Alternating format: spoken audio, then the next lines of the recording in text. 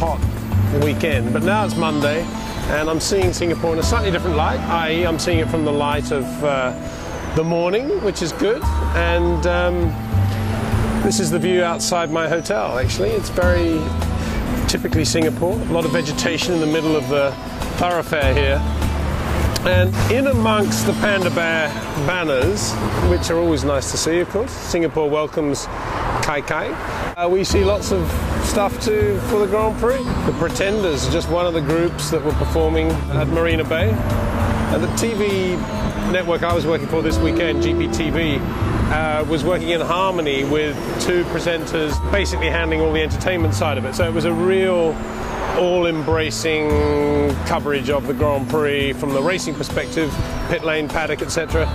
And lots of fun going on. That was a brilliant weekend, actually. It was a great example of how a big city can take over a Grand Prix. And I say all that because we've got Austin coming up, and one assumes it's going to be exactly the same in Austin. The entire city is going to take over the race, as Singapore does. No surprise, they've signed for another 5 years here. It's a wonderful city. It's just the right size for a Grand Prix. And the people here have just embraced it. Everybody to whom I spoke said they just loved it. Anyway, what I do love about Singapore is its history. I love its location, obviously. Well, I'm not that big a fan of the heat and the humidity, I must say, but before going back to England, it's going to be wonderful just to experience this day of sunshine. Well, here we are walking along down towards the track from my hotel. I haven't travelled very far, actually, but look what is here. This is the Raffles Hotel.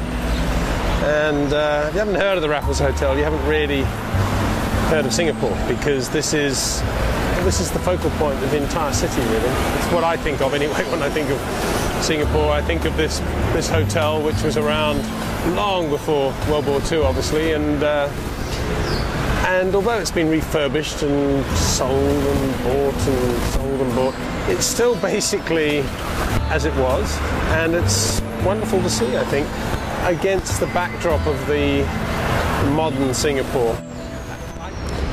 Well, this is the direction from which we've just walked. My hotel's north from there, basically. And we walked down here, and here we are already on the Formula One track. But there it is, you know, flush against the Singapore of everyday life. Everybody hard at work dismantling right now.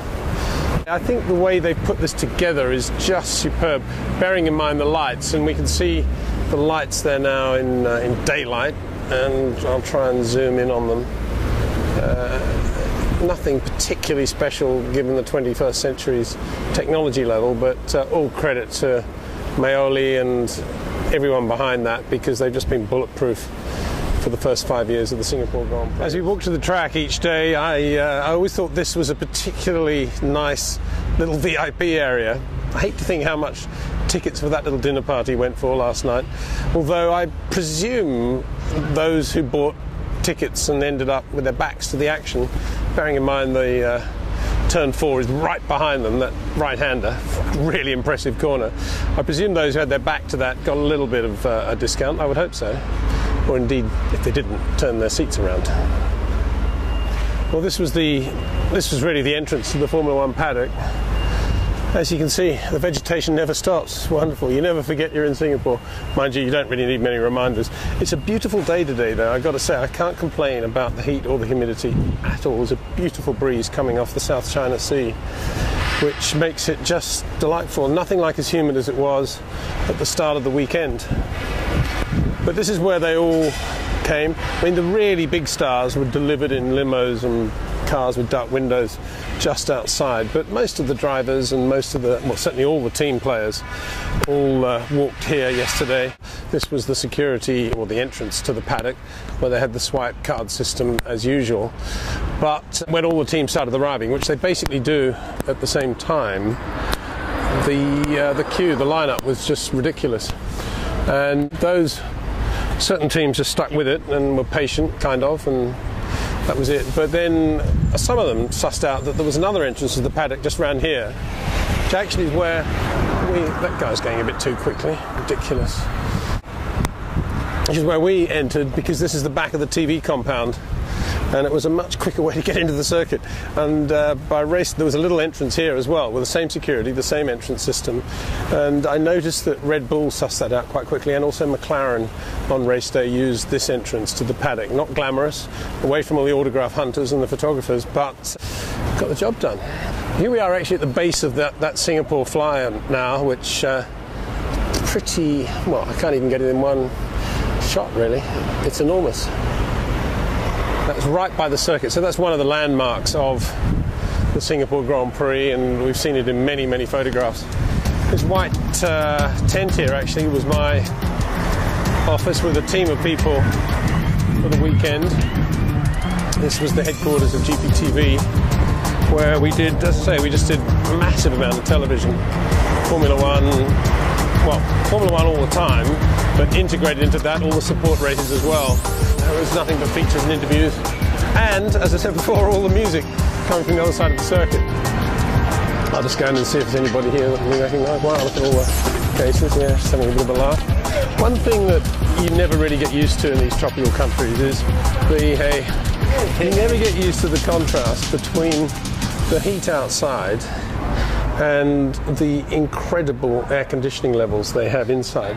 And it was, we did a lot of meetings in here. It was absolutely freezing, and you just had to carry a headset. How are the headsets? Very good now, thank you. And then you walk out, and you're right. You're right. I'm okay. Yeah, what are you having for lunch? Biryani. Biryani, what is that? Biryani, what? Indian. Indian, it's very good, very good. Excellent. Oh, well, enjoy. Yeah, see you next year. But the thing was, the biggest problem was that the sunglasses then misted up because of the change in temperature. And if you mist up like that, you know you're in Singapore or possibly Malaysia. Probably happens in somewhere like, I don't know, Phoenix in the summer. But so this was the alternative security entrance. And you can just see the amount of work that just goes into something like a security entrance for Formula One. As I say, it was aircraft spec in terms of what they were doing, going through the bags. And if you were carrying camera packs, as we were, every time we went through here back into the paddock, we had to take it off and put it through the screener, which is a bit of a pain, particularly if the director was in the ear saying, "Come on, get down there now, Lewis Hamilton, Lewis Hamilton." This is the entrance to the pit lane. I'm going to walk around the circuit. I think I'm going to do it in reverse direction. I always do that. I always like to read magazines and newspapers backwards. I suppose it's just a habit of wanting to get to the sports section first, but whenever I walk a track, I'd much rather walk it in reverse and look at the corners from that angle rather than the entry. Don't ask me why. It just seems to work. Interesting to see quite a lot of marbles still here on this last turn. Great last two corners, I love them.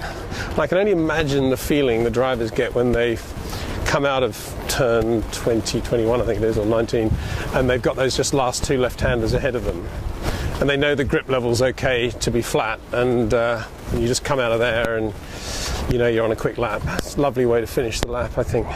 Much nicer to finish the lap on a fast corner like this than coming out of a slow corner and just accelerating through the gears. Let's have a look at these marbles. Rubber. Yeah, there was a lot actually by the end of the race. A lot.